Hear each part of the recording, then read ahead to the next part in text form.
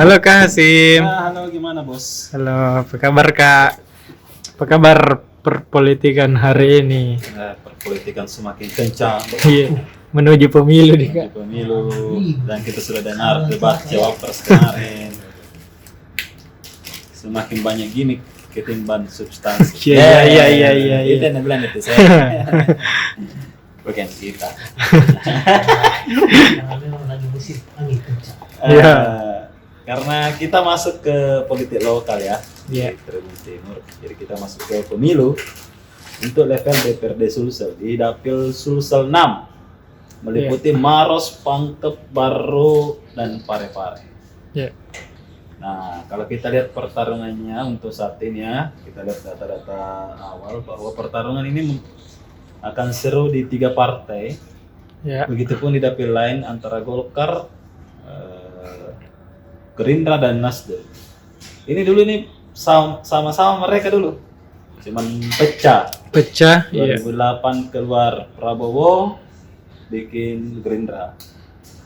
2000 pasca Munas 2010 ya. Ya 2010 di Sumatera, saya lupa di mana. Riau atau apa saya lupa. Iya. Setelah itu Surya Paloh keluar bikin Nasdem dan Iya. partainya sekarang berebut pimpinan di DPRD Sulsel. Iya. Dan itu sudah terjadi di 2019 lalu. Nah, kita fokus ke Dapil 6. Iya. Dapil 6 ini adalah basis dari Golkar ya, meskipun beberapa daerah sudah dikuasai oleh Nasdem seperti Pangkep itu kan sudah dikuasai Nasdem. Baru juga sisa Parepare, Maros kan punyanya PAN. Punyanya juga PAN di eksekutif, tapi untuk legislatifnya pemilunya adalah Golkar. Jadi dua-dua. Iya. Nah, di sini di belakang ternyata yang menarik, Gerindra juga mengekor. Setelah menurunkan 2 legislator yang menembus kemarin suaranya sekitar 17.000 dan 18.000, tipis ya, beda 706 suara antara Andi Nirawati dan Andi Sukari Atas. Nah, kalau kita lihat, Iya. ini pertarungannya di 3 partai ini untuk merebutkan kursi kedua. Iya. Karena di sini ada 9 kursi. Ya, pemilihan lalu ini hanya 8 kursi. Kalau kita lihat ini ada 9 kursi nanti. Jadi pertarungannya akan seru.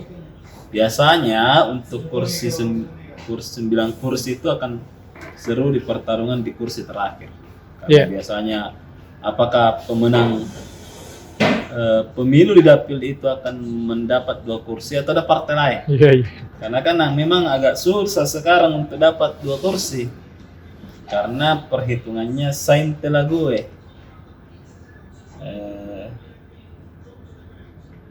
Sainte-Lague itu. Iya. Jadi 135 dibagi 1 dibagi 3 dibagi 5 dibagi 1 untuk kursi pertama, dibagi 3 untuk kursi kedua, dibagi 5 untuk kursi ketiga. Jadi agak susah dapat 3 kursi.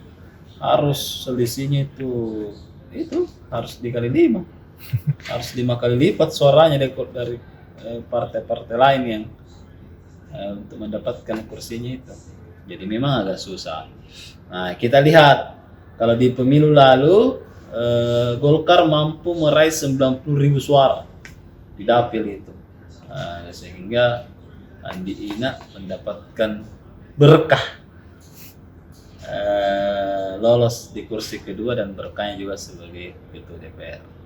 Nah, pasca Andi Ina siapa? Golkar ternyata masih mengandalkan 2 kadernya. Yang pertama salah satu kader senior di Maros, mantan ketua DPD yang di Patare Amir, yang sementara bergerak juga untuk duduk di DPRD Sulsel. Karena ada lagi juga Mudassir Hasregani, ini ketua Golkar baru. Nah, Menarik ini karena di baru beberapa tahun belakang ini tersendai Golkar di situ. Padahal kan Golkar pernah situ menjadi penguasa yang banyak mendapatkan kenaikan luar biasa di baru itu PKB justru. Mungkin karena kan gerakan pesantren di situ banyak ya. Karena kan PKB ini kan anak-anak pesantren juga. Sampai sekarang yang pegang. Jadi memang basis-basis itu yang mungkin yang membuat besar PKB di sana. Nah, Golkar kenapa? Nah, ini yang perlu dilihat. Apakah Sergani mampu meraup suara besar? Nah, seperti itu. Di Parepare, Pak Topan Pawe sudah tidak jadi wali kota. Nah, apakah masih bisa membangkitkan suara Golkar? Ini yang perlu ditarik nafas panjang-panjang. Karena memang pemilu kali ini agak berbeda karena sudah sangat banyak nih kepala daerah dulu yang menjadi ketua Golkar sudah berhenti. Jadi pejabat oleh penjabat artinya ya netral ASN, tidak bisa ditekan-tekan seperti itu. Oke, itu kemudian ada juga peraturan pemasangan alat peraga kampanye ini masih banyak melanggar. Bahkan ketika kita keluar dari kantor ini langsung kita melanggar. Yang paling sering melanggar ini dan sangat membuat kumuh kota adalah Baliho Kak. baliho atau apa yang hanya sekecil begitu, vertical banner ya.